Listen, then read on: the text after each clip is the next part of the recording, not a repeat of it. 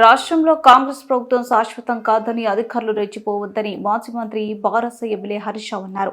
తెలంగాణ భవన్లో నిర్వహించిన మీడియా సమావేశంలో ఆయన మాట్లాడారు. ఏపీలో గత ప్రభుత్వంలో అధికారులు రెచ్చిపోయారు. ప్రస్తుతం సస్పెండ్ అవుతున్నారు. అధికారంలో ఉన్నామని రెచ్చిపోతే అక్కడ అధికారులకు పట్టిన గతే మీకు పడుతుంది. మాపై దాడులు చేసిన వారిపై ఇప్పటికీ ఎఫ్ఐఆర్లు నమోదు చేయలేదు అని వ్యాఖ్యానించారు. ఖమ్మం జిల్లాలో పంట పొలాలు ఎండిపోతున్నాయని హరీష్ రావు అన్నారు. కృష్ణా జిల్లాలో పరవళ్లు తొక్కుతున్న పొలాలు ఎండుతున్నాయి. సెప్టెంబర్ 1న పాలేరు జలాశయానికి 100 మీటర్ల దిగువన అవుతున్నా పూడ్చలేదు. సాగర్ నిండుకుండలా ఉన్న ఆయకట్టు రైతులకు నీరందడం లేదు.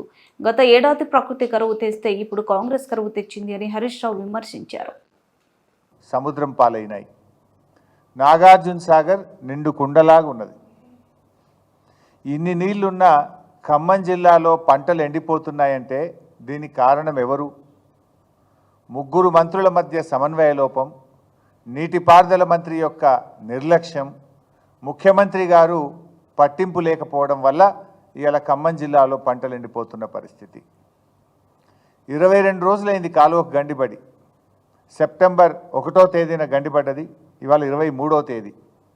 సరే, ఆ 1వ తేదీ వదిలిపెట్టిన ఇవాళకి 22 రోజులు.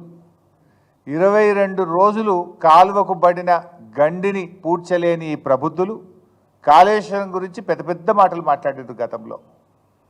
22 రోజుల్లో ఒక కాలువ గండి పూడ్చడం చేత కదా ఈ ప్రభుత్వానికి? ఇది నిర్లక్ష్యం కాకపోతే ఏంటి అని నేను అడుగుతా ఉన్నా.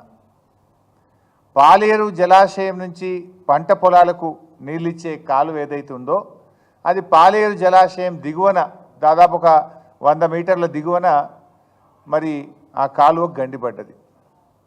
ఆ కాలువను పూడ్చడం చేతగాక ఈ ప్రభుత్వం రైతుల పంట పొలాలు ఎండబెడతా ఉన్నారు. సెప్టెంబర్ 1వ తేదీన గండిపడితే ఆల్మోస్ట్ 2వ తేదీ 3వ తేదీ కల్లా వర్షాలు తగ్గిపోయినాయి. వర్షాలు లేవు.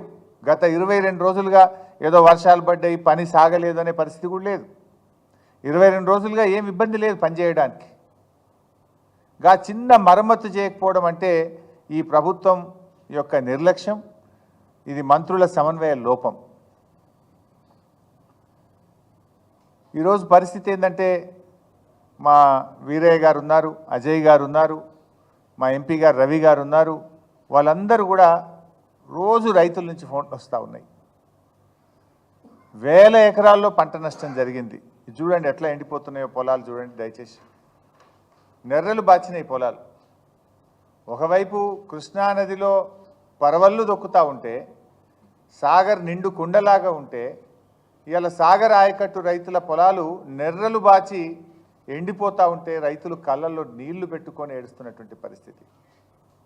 ఇది కేవలం ప్రభుత్వం యొక్క వైఫల్యం, ప్రభుత్వం యొక్క చేతగానితనం, ప్రభుత్వం యొక్క నిర్లక్ష్యం వల్ల ఈరోజు ఈ లక్షల ఎకరాల్లో పంట ఎండిపోయినటువంటి పరిస్థితి.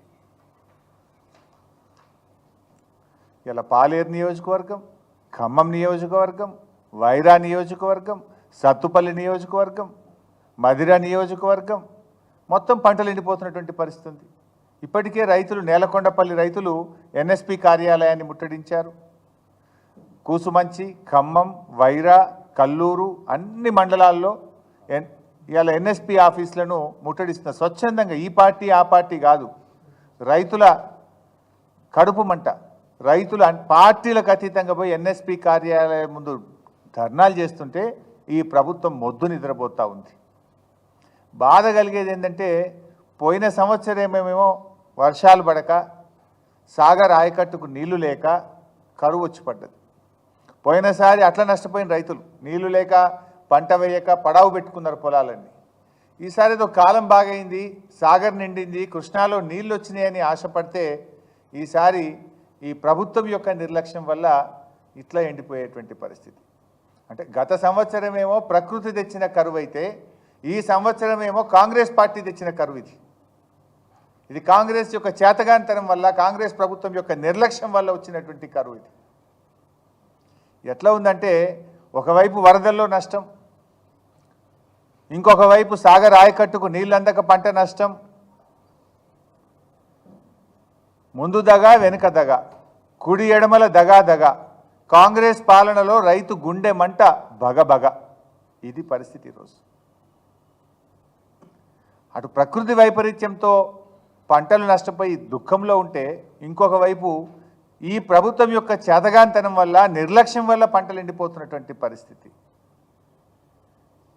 ఏముంది, ఒక గండి పూడ్చడానికి ఓ ఇంజనీర్ను పెట్టి, ఒక సీనియర్ ఇంజనీర్ను పెట్టి రాత్రింబవళ్ళు పనిచేయించి చేయాల్సిన పని. నిమ్మకు నీరెత్తినట్లు వ్యవహరించారు. ఓ రొటీన్గా, అంటే ఎంత సీరియస్గా తీసుకోవాలి. కింద 2.5 లక్షల ఎకరాల పంట ఉన్నది. ఆంధ్రప్రదేశ్ది కలుపుకుంటే 3.5 లక్షల ఎకరాల పంట. కొన్ని లక్షల మంది రైతుల జీవితాలు. ఎంత సీరియస్గా ప్రభుత్వం తీసుకోవాలి? అంటే మీకు పట్టింపు లేదు, అసలు ఏమాత్రం కూడా పట్టింపు లేదు. జిల్లాలో 3 మంత్రులు ఉన్నారు. పొంగులేటి శ్రీనివాసరెడ్డి గారు, బట్టి విక్రమార్క గారు, తుమ్మల నాగేశ్వరరావు గారు. 3 ఈ గండిబడ్డ కాలువ పక్క నుంచే పోతారు. రోజు ఖమ్మం పోవాలంటే ఆ రోడ్డు ఈ గండికి 100 మీటర్ల దూరంలోనే పోతుంది. దాన్ని పక్కకెళ్ళే పోతున్నారు. మరి 23 రోజుల్లో కనీసం వీళ్ళు ఒక 10 సార్లు పోయొచ్చు ఉంటారు ఖమ్మం. ఆగి ఆ గండి ఎందుకు పూడుస్తలేరు, ఎప్పుడు పూడుస్తారని ఒక రివ్యూ చేసేంత తీరిక కానీ, కన్సర్న్ కానీ మీకు లేదా అని అడుగుతా ఉన్న ఖమ్మం జిల్లా మంత్రులకు. ఇక మాట్లాడమంటే ఓ దునియా మాట్లాడుతుంది ఈ ముఖ్యమంత్రి గారు, మంత్రులు. మేము ఆకాశాన్ని దించుతాం, సూర్యుడిని వంచుతాం, మేము ఇటున్న సూర్యుడు అటు పొడిచినా, అటున్న సూర్యుడు ఇటు పొడిచినా చేసి తీరుతాం. డైలాగులు కొట్టమంటే వీరే డైలాగులు కొడతారు. 22 రోజుల్లో ఒక గండి పూడ్చడం చేత కాదా నీకు? ఇక మాటలు మాట్లాడమంటే ఆకాశాన్ని వంచుతాం, సూర్యుడిని దించుతామని మాట్లాడతారు. గండి పూడ్చడం 22 రోజులుగా ఒక గండి పూడ్చడం చేత కాలేదు అంటే ఇది ప్రభుత్వ నిర్లక్ష్యం కాకపోతే, ఇది మీ నిర్వాకం కాకపోతే ఇంకేంటి అని చెప్పి నేను ఈరోజు అడుగుతా ఉన్నా. 9 మంది ఎమ్మెల్యేలను ఖమ్మం జిల్లాలో గెలిపిస్తే పంటలు ఎండబెట్టడమే మీరు ఆ రైతులకు ఇచ్చే బహుమానమా అని అడుగుతా ఉన్నా. 9 మంది ఎమ్మెల్యేలను గెలిపిస్తే హెలికాప్టర్ కూడా పంపకుండా 9 మంది ప్రాణాలను బలిగొట్టినటువంటి పరిస్థితి మీది. 3 మంత్రులు ఉన్న జిల్లాలో 3 లక్షల ఎకరాల పంటను ఎండబెడుతున్నటువంటి పరిస్థితి. ఇదా కాంగ్రెస్ పార్టీ చేసినటువంటిది? ఒక మాటలో చెప్పాలంటే ఈ ప్రభుత్వానికి కూల్చివేతలు తెలుసు తప్ప పూడ్చివేతలు రావు. కూల్చివేతలు తప్ప పూడ్చివేతలు వచ్చినట్టు లేదు ఈ ప్రభుత్వానికి. హైడ్రా పేరు మీద పెద్ద డ్రామా నడుపుతున్నారు. ఇక్కడ కూల్చివేతల పేరు మీద పేదవాళ్ళ ఉసురు పోసుకుంటున్నారు. అరే లక్షల మంది రైతులు